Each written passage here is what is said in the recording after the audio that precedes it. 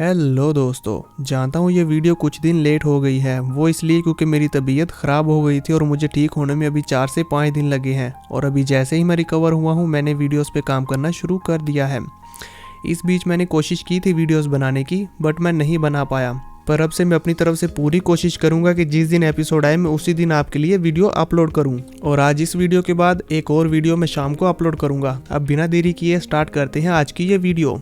जैसा कि last episode में हमने देखा कि उन एलियंस ने अर्थ पर अटैक कर दिया था और उन्होंने लीडर होंग और वॉरियर ली शेन को चारों तरफ से घेर लिया था। अब इससे पहले कि वो दोनों उन पर अटैक करते तभी वहां पर लुओ फेंग अपीयर हो जाता है और लुओ फेंग के सोल्जर्स उन सभी एलियंस को पकड़कर बंदी बना लेते हैं, जिसके बाद कैप्टन और लुओ फेंग के दरमियान फाइट स्टार्ट हो जाती है। अब आगे इस एपिसोड की स्टार्टिंग में हम देखते हैं कि कैप्टन और लुओ फेंग दोनों ही फाइट कर रहे होते हैं और ये दोनों फाइट करते करते अर्थ से बाहर आ जाते हैं और स्पेस में आकर लड़ने लगते हैं। फाइट करते करते ये लोग अर्थ की एक सैटेलाइट को भी डिस्ट्रॉय कर देते हैं और इसे डिस्ट्रॉय करने के बाद फिर भी ये नहीं रुकते और आगे बढ़ते जाते हैं। तभी यहाँ पर कैप्टन लुओ फेंग को एक जोरदार पंच मारता है, जिसे फेंग अपनी शील्ड से ब्लॉक तो कर लेता है पर इसका इम्पैक्ट बहुत ही ज्यादा होता है, जिसकी वजह से लुओ फेंग सीधा जाकर मून पर गिरता है और वहां पर एक ब्लास्ट होता है। अब फेंग खुद को संभालते हुए खड़ा होता है, तभी कैप्टन उससे कहता है तुम तो अभी बहुत ही यंग हो।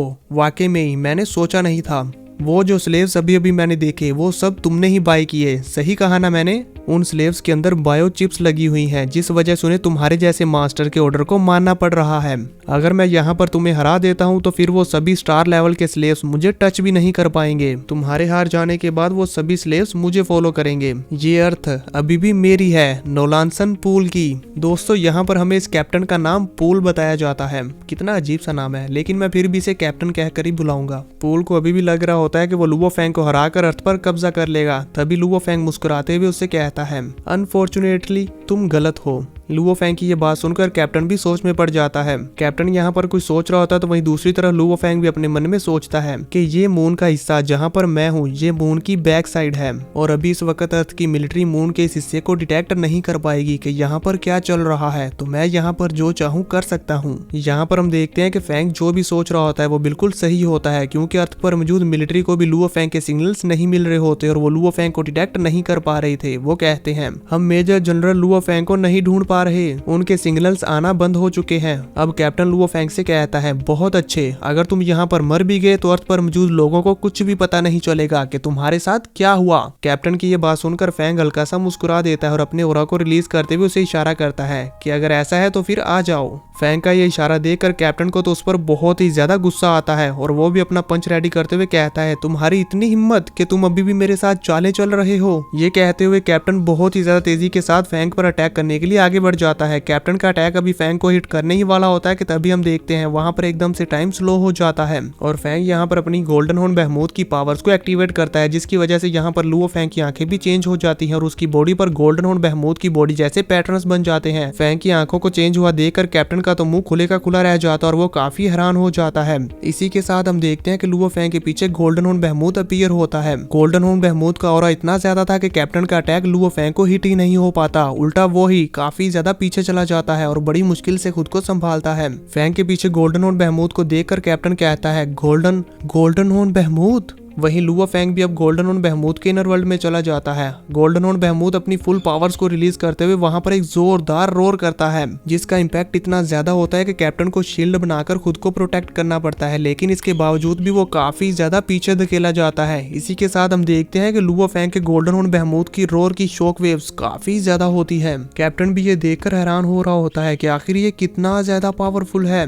लुओ फेंग उससे कहता है जब से मैंने इस गोल्डन हॉर्न बहमूद पर कब्जा किया है तब से लेकर आज तक मुझे इसकी रियल बॉडी को यूज करते हुए फाइट करने का चांस ही नहीं मिला, पर यहाँ पर मुझे कोई भी डिटेक्ट नहीं कर सकता और किसी को भी पता नहीं चलेगा कि यहाँ पर क्या हुआ। आखिरकार मैं आज यहाँ पर अपने फुल फाइटिंग इंटेंट को अनलीश कर सकता हूँ। ये कहते हुए लुओ फेंग गोल्डन हॉर्न बहमूद के किलिंग इंटेंट को रिलीज करते हुए कैप्टन के काफी करीब आ जाता है। फेंग की ये बातें सुनकर कैप्टन काफी हैरान हो जाता है और फिर उस पर गुस्सा करते हुए कहता है तुम जानबूझकर मुझे यहाँ मून की बैक साइड पर लेकर आए। फैंग उसकी बात का आंसर ना करते हुए रोर करते हुए गोल्डन और बहमूद की टेल को घुमाकर उसे एक जोरदार हिट करता है। कैप्टन अपनी शील्ड बनाकर उसे ब्लॉक करने की कोशिश करता है, पर यहाँ पर गोल्डन और बहमूद की पावर बहुत ही ज्यादा होती है, जिसकी वजह से वो हवा में उड़ता हुआ दूर जाने लगता है। अब इससे पहले कि वो गिर पाता, गोल्डन और बहमूद बड़ी ही तेजी के साथ फिर से उसके पीछे आ जाता है और उसे अपने पंजे के दरमियान जकड़कर मारने ही वाला होता है कि तभी कैप्टन जल्दी से खुद को संभालता है और अपने आसपास शील्ड बना लेता है। कैप्टन की ये शील्ड भी गोल्डन और बहमूद के पंजे के सामने टिक नहीं पाती। गोल्डन और बहमूद बस हल्का सा अपना जोर लगाता है। कैप्टन की तो यहाँ पर चीखें निकल जाती हैं और उसे काफी ज्यादा इंटरनल डैमेज भी होता है। इवन उसकी आंखों तक ब्लड पहुंच जाता है और उसके मुंह से ब्लीडिंग भी होने लगती है।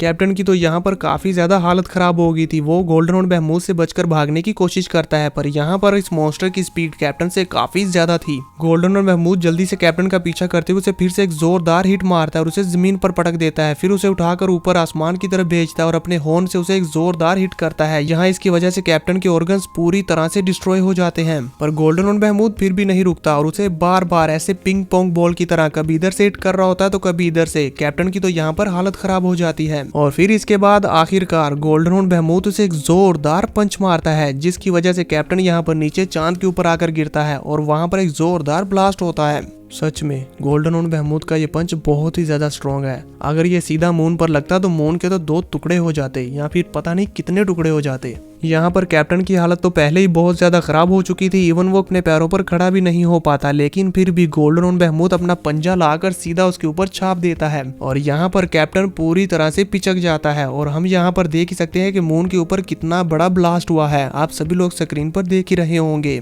अब कैप्टन को मार देने के बाद गोल्डन और बहमूद वहां पर एक फिर से जोरदार रोर करता है। इसी के साथ फैंग अपनी ह्यूमन बॉडी में वापस आ जाता है और आकर कैप्टन से कहता है, अगर कोई भी मेरी अर्थ को डिस्ट्रॉय करने की कोशिश करेगा तो मैं उसे नहीं छोड़ूंगा। जिस पर कैप्टन उसे अपने आखिरी सांस लेते हुए कहता है, इतने एरोगेंट भी मत बनो, तुम्हारी पावर हमारे नोलांसन क्लैन के सामने कुछ भी नहीं है। वो डेफिनेटली।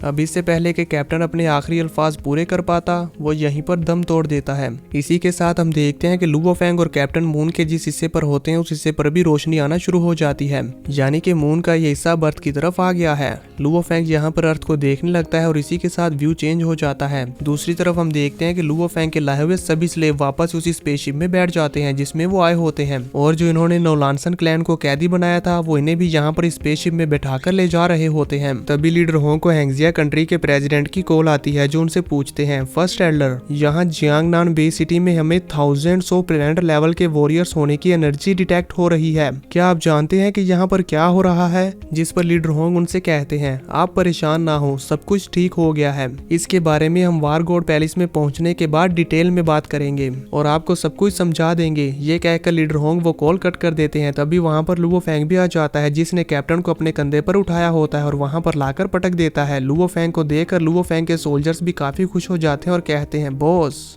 वॉरियर ली शैन तो उस कैप्टन को डेड हुआ देखकर हैरान हो जाते हैं और बड़े गौर से उसे ऑब्जर्व करने लगते हैं। तभी लुओ फैंग मैंग जी से कहता है, मैंग जी, इन लोगों को स्पिरिचुअली हिप्नोटाइज करके अच्छे से इंटेरोगेट करो। जिस पर मैंग जी कहता है, जी सर। ये कहने के बाद वो वहां से चला जाता है। तभी वॉरियर ली शैन लुओ फैंग के पास आते हैं और कहते हैं, थर्ड ब्रदर, तुमने तो अपने इस ओपोनेंट स्टार लेवल कैप्टन को भी हरा दिया, आखिर तुमने ये कैसे किया? जिस पर फैंग कहता है, मैंने ड्रैगन प्लेनेट से कुछ सीक्रेट टेक्निक्स को सीखा था और मैंने उन्हीं को यूज करते हुए इसे हरा दिया। जिस पर वॉरियर ली शन कहते हैं, ये लिटिल बुबाता, ये हमसे कुछ चीजों को छुपाती है। तभी बुबाता वहां पर आती है और कहती है, लुओ फैंग, बुरा हुआ। जिस पर लुओ फैंग उससे पूछता है, क्या हुआ, क्या गलत है? बुबाता हैरान होते हुए फैंग को बताती है, कैप्टन पूल ने हमारी अर्थ की लोकेशन अपने क्लैन को सेंड कर दी है। नोलांसन क्लैन के फाइटर जेट्स वो तो अर्थ की तरफ निकल भी पड़े होंगे। जहां तक मेरा अंदाजा है तो वो 3 महीने तक यहाँ पर पहुंच आएंगे। बुबाता की ये बात सुनकर Luo Fang, leader Hong, warrior Li Shan तीनों ही परेशान हो जाते हैं और फैंग कहता है, नोलांसन क्लैन के फाइटर जेट्स?